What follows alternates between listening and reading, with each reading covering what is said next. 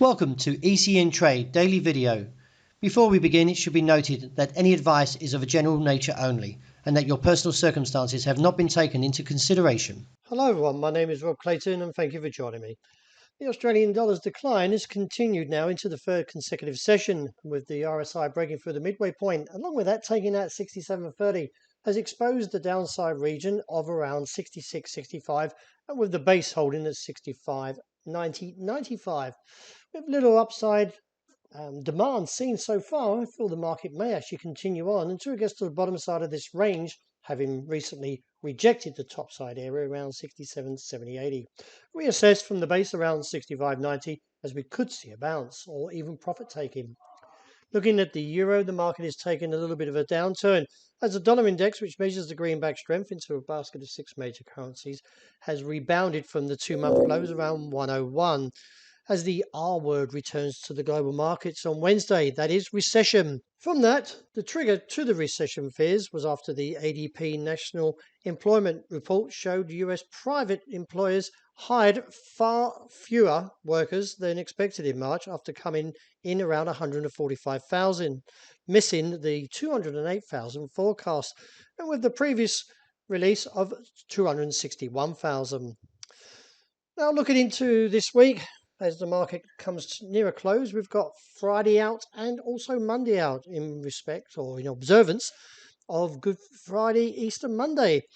No doubt there will be very much thin liquidity as the traders now look towards the US job numbers, which is seen as a key piece of the economic data that may give clues on how much further the US will hike rates to tackle inflation.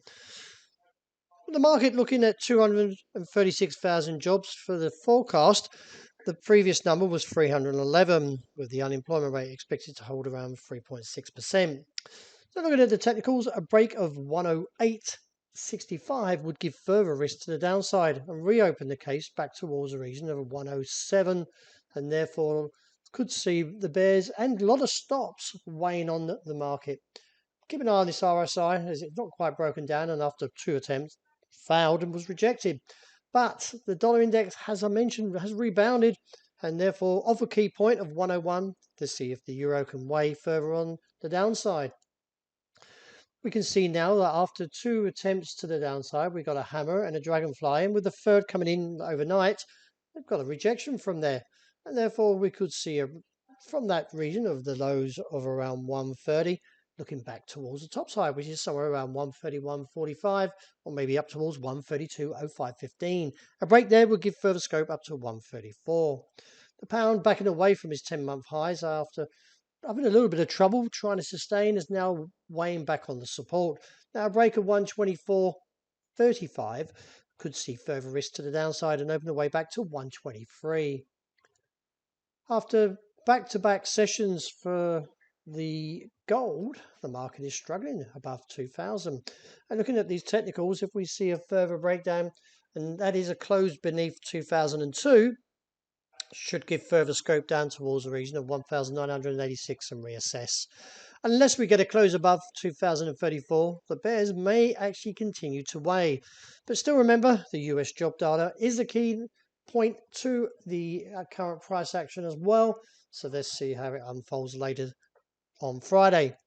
Wrapping up with oil, well, the market is weaker. I'm still expecting to see where I filled in this yellow to be filled in. This breakaway gap, they tend to get filled, and I do anticipate it should. As long as we don't break above the level around the 82.40.90, then the market should eventually reach its downside objective around 75.40.80. Well, that's a wrap for the week. Thank you very much for joining me. And as always, look out for the intraday report, and I hope you enjoyed the long Easter break.